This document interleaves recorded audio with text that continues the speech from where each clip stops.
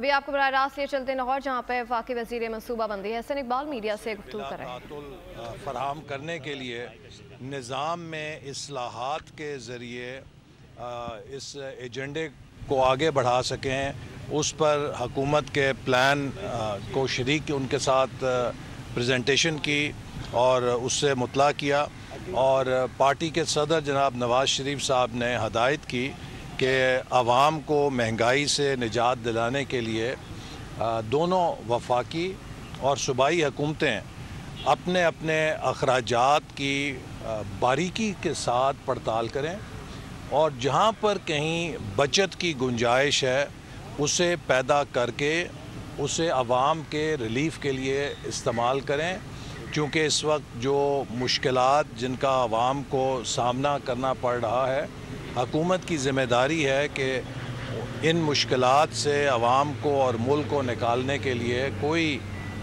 گنجائش نہ رکھے اور اپنی بہترین کارکردگی کا مظاہرہ کرے۔ اور یہ بھی انہوں نے ہدایت کی کہ جس جذبے کے ساتھ ہم نے 2013 میں توانائی کے بحران کو حل کیا تھا، اسی جذبے کے ساتھ توانائی کے اس بحران کو جو ہمیں ورثے میں ملا ہے فوری طور پہ ہم حل کر کے عوام کو اس مصیبت سے نجات دلائیں۔ اس موقع پر پارٹی کے جو ہمارے پنجاب میں وزیر ہیں بلدیات کے، انہوں نے بلدیات کے الیکشن کے حوالے سے اور قانون کے حوالے سے بھی بریفنگ دی، اور پارٹی کے صدر نے ہدایت کی کہ پاکستان میں جو بلدیاتی نظام ہے یہ جمہوریت کا ایک بنیادی ستون ہے، اور مسلم لیگ نون کا منشور اس بات کا تقاضا کرتا ہے کہ ہم ایک مؤثر بلدیاتی نظام جو عوام کے مسائل کو ان کے دستک پر، ان کی دہلیز پر حل کرنے کی صلاحیت رکھے، اسے قائم کریں تاکہ جمہوریت کا جو نظام ہے وہ مکمل ہو سکے اور جمہوریت کا تیسرا فعال ہو سکے۔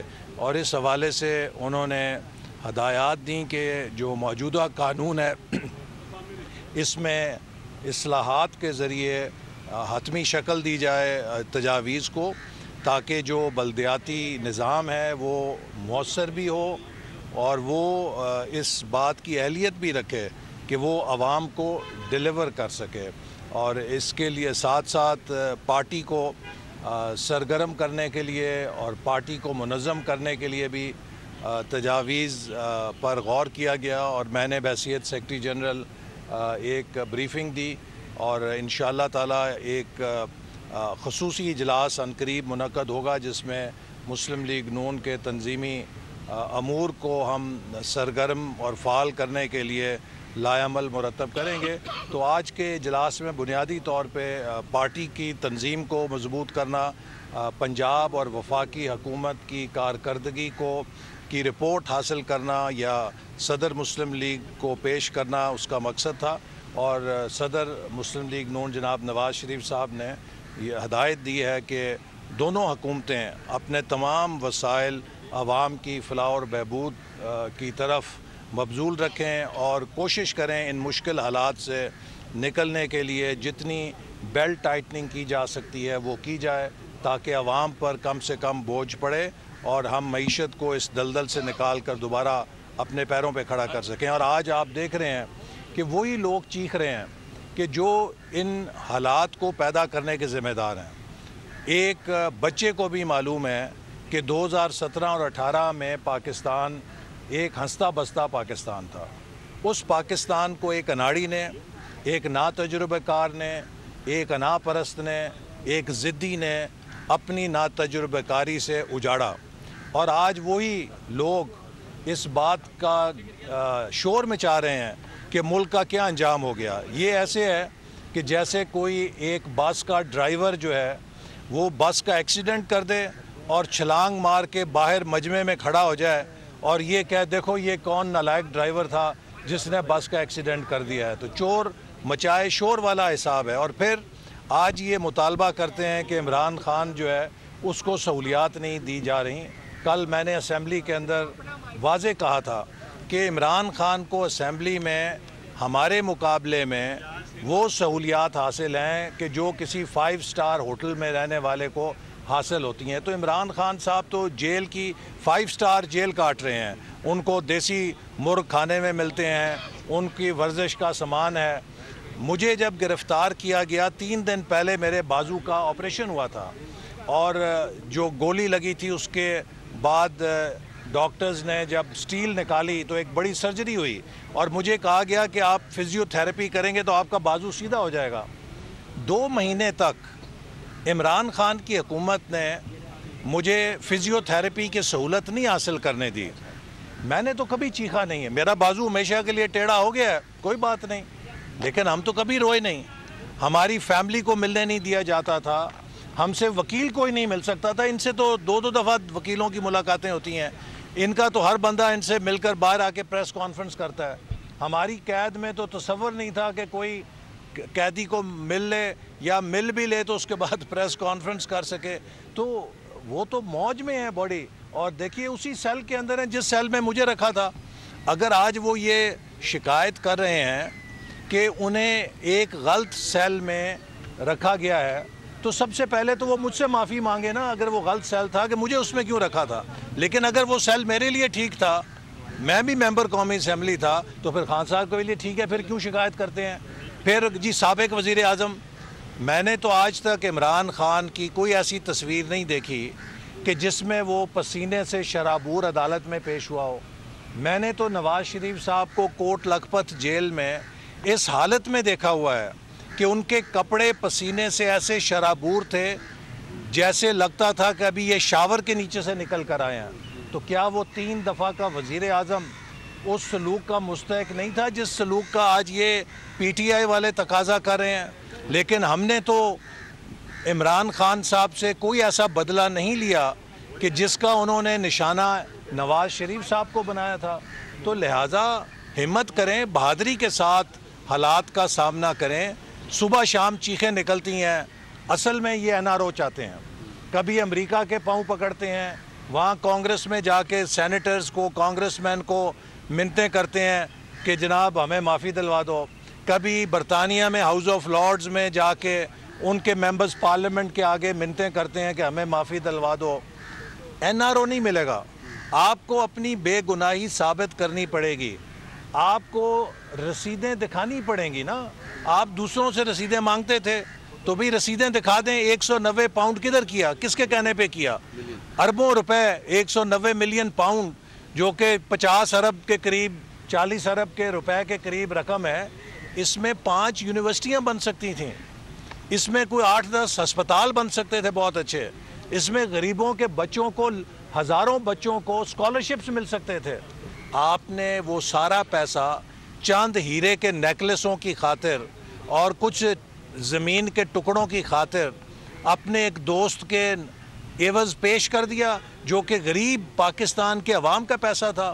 تو جناب آپ کو اس 40-50 ارب روپے کی رسید دینی پڑے گی کہ کس کو دیا, کیوں دیا, کیسے دیا. اگر آپ پیش کر دیں گے اور آپ بے گناہ ہوں گے تو صاف ہو جائیں گے. آپ کو یہ رسید دینی پڑے گی کہ آپ نے جو تحفے آپ کو ملے ان کو انڈر ویلیو کیوں کیا, اور انڈر ویلیو کر کے ان کو 2 نمبری کے ساتھ کیوں بیچا. اگر آپ یہ ثابت کر دیں گے آپ بے گناہ ہو جائیں گے. لیکن اگر آپ نے یہ جرم کیا ہے تو آپ کو اپنے کرتوتوں کی اور اپنے ان جرائم کی سزا کے لیے تیار ہونا چاہیے. لوکل گورنمنٹ کے حوالے سے بڑا آج یہ میٹنگ تھی. عمران خان صاحب اڈیالہ جیل میں موجے کر رہے ہیں, پھر تو حکومت بددیانتی کر رہی ہے کہ باقی قیدیوں کو کھانے کو دال نہیں ملتی. آپ عمران خان سے موجیں حکومت کروا رہی ہے, اس کے رسپانسبل تو آپ ہیں. دیکھیے یہ آپ ہماری فراخ دلی کہہ لیں کہ ہم اپنے مخالفوں سے وہ سلوک نہیں کرتے کہ جو سلوک انہوں نے کیا تھا. احسن صاحب, جو قوم کا مسئلہ ہے اس ٹائم بجلی کے بل ہیں, کیپیسٹی پیمنٹ کی, اور آئی پی پیز کے ساتھ کیا کرنے جا رہے ہیں عمران خان؟ مسئلہ نہیں ہے. سب سے پہلی بات یہ ہے, میں نے شروع ہی وہاں سے کی تھی کہ پنجاب حکومت نے 14 روپے کا ریلیف دیا ہے جس پر عمل شروع ہو چکا ہے. چونکہ گرمیوں کے اندر کنزمپشن بڑھتی ہے اور ایک عام کنزیومر کا سلیب بڑھ جاتا ہے. جب وہ اوپرلی اونچلی سلیب میں آتا ہے تو اس کا بجلی کا بل بڑھ جاتا ہے. تو لہٰذا گرمیوں کے اس سیزن میں لوگوں کو ریلیف دینے کے لیے 40 अरब रुपए से ज़्यादा पंजाब हुकूमत ने रिलीफ दिया है, जिससे कि लोगों को फ़ायदा पहुंचेगा।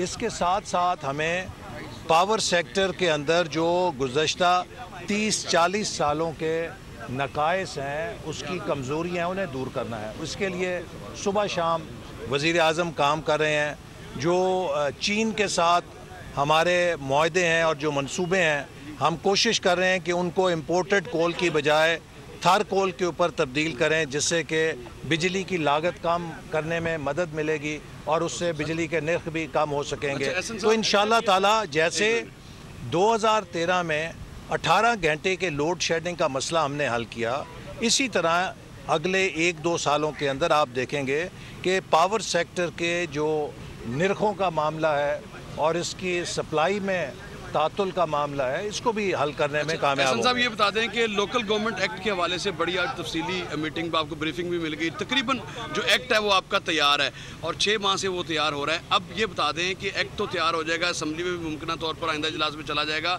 इंतखाबात कब कराएंगे ये बता दें। और दूसरा ये बताएं कि नेशनल डायलॉग के लिए मुस्लिम लीग नून ने कोई एक कदम आगे बढ़ाने के हवाले से कोई हिकमत अमली अपनाई है? देखिए, कल वज़ीर आज़म शहबाज शरीफ साहब ने मौलाना फजल रहमान साहब से मुलाकात की।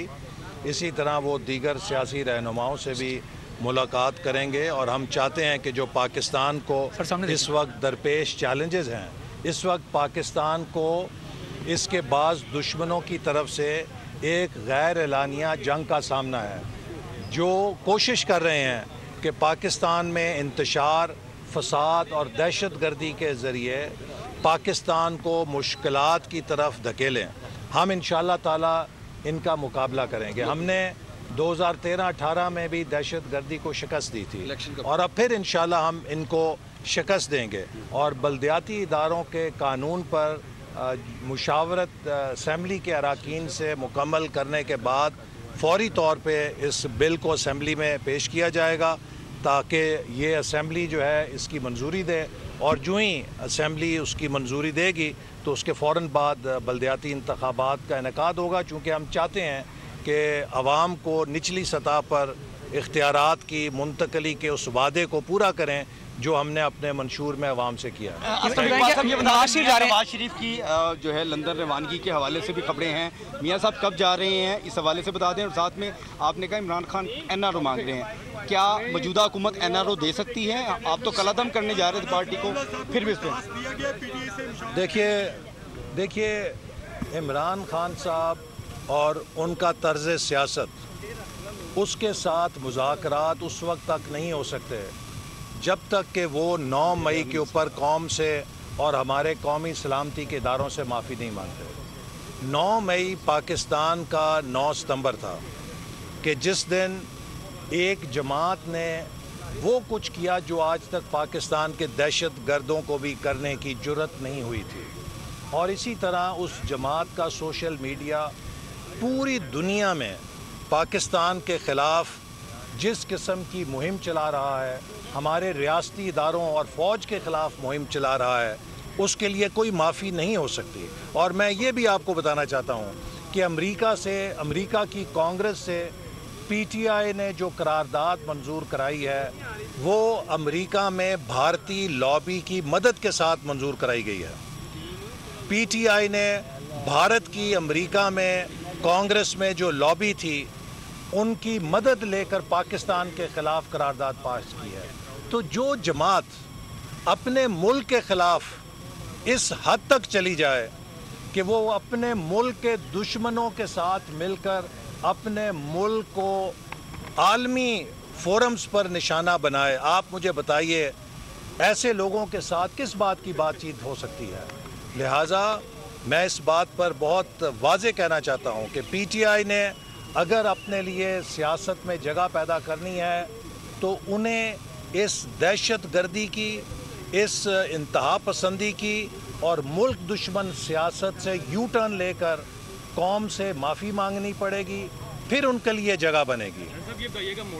मियाँ नवाज शरीफ की लंदन रवानगी के मुतालिक भी बता दें। तो इससे जो IMF का अगला प्रोग्राम है उसमें आसानी होगी। देखिए, इस वक्त जो हुकूमत ने इस्लाहात का एजेंडा अपनाया है, आप देखिए स्टॉक एक्सचेंज पाकिस्तान में हाईएस्ट लेवल पे चला गया है। ये एक मुस्बत रुझान है ना। इसी तरह जो महंगाई थी जो 30% के ऊपर थी वो तकरीबन 11.5% तक गिर चुकी है, और फूड इन्फ्लेशन जो है तकरीबन 2% तक गिर चुकी है। ये वो इंडिकेटर्स हैं कि जो आज से 2 साल पहले बेकाबू थे। आज अल्हम्दुलिल्लाह चाहे महंगाई है, चाहे मुल्क के अंदर बेरोज़गारी है, चाहे मुल्क की कर्ज़ों का हुजम है, अगर आप टैक्स टू जीडीपी रेशियो देखिए तो आज हम उसमें भी नीचे की तरफ आ रहे हैं। जो इमरान खान के दौर में पाकिस्तान को कर्ज़ों के रॉकेट पे चढ़ा दिया गया था कि कर्ज़े ले लेकर सारा मुल्क चल रहा था, जिसका आज हम खमियाजा भुगत रहे हैं कि अगर वफाकी हुकूमत के महासिल 10,000 अरब हैं तो 10,000 अरब की कर्ज़ों की अदायगी है। तो ये वो सूरत हाल है जो हमें दरपेश है। इससे अब हम निकलने के लिए इस्लाहात कर रहे हैं। कर्ज़े का बोझ कम हो रहा है, महंगाई की शरह आहिस्ता आहिस्ता कम होना शुरू हो गई है, स्टॉक मार्केट बेहतर हो रही है। बैनुल अक़वामी रेटिंग एजेंसी, ये दूसरी मूडीज़ की रेटिंग एजेंसी है, इससे पहले फिच ने पाकिस्तान को अपग्रेड किया था। तो आहिस्ता आहिस्ता पाकिस्तान बहाली की तरफ चल रहा है। अब जिस चीज़ की हमें ज़रूरत है कि मुल्क में अमन, इस्तेहकाम और पॉलिसी के तसलसल को हमने यकीनी बनाना है ताकि पाकिस्तान अब तरक्की की तरफ गामज़न हो सके।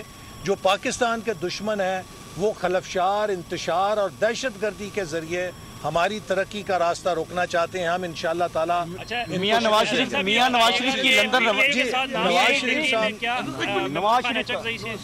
नवाज शरीफ लंदन जा रहे हैं या नहीं? देखिए अभी उनके कोई लंदन जाने का आत्मी प्रोग्राम नहीं है, लेकिन जैसे आपको पता है कि पहले भी वो अपने मुआलिज को कंसल्ट करने के लिए जाते रहे हैं, और अगर कभी वो जाएंगे तो अपने चेकअप के लिए जाएंगे और फिर वापस आ जाएंगे। लाहौर में वफाकी वज़ीर मनसूबाबंदी अहसन इकबाल की मीडिया से गुफ्तगू। उन्होंने कहा कि मुअस्सर बल्दियाती निजल पार्टी की तंजीम के हवाले से इजलास होगा। बानी PTI को अपनी बेगुनाही साबित करनी होगी। पार्टी को मुनज़्ज़म करने के हवाले से भी तजवीज़ों का जायज़ा लिया जाएगा। एक अना पसंद और अनाड़ी शख्स ने मुल्क का बेड़ा गर्क कर दिया। बानी PTI बताएं 190 मिलियन पाउंड कहाँ गए। बानी PTI को अपनी बेगुनाही साबित करने होंगे। सब्सक्राइब करें और बेल दबाएं ताकि कोई खबर रह न जाए।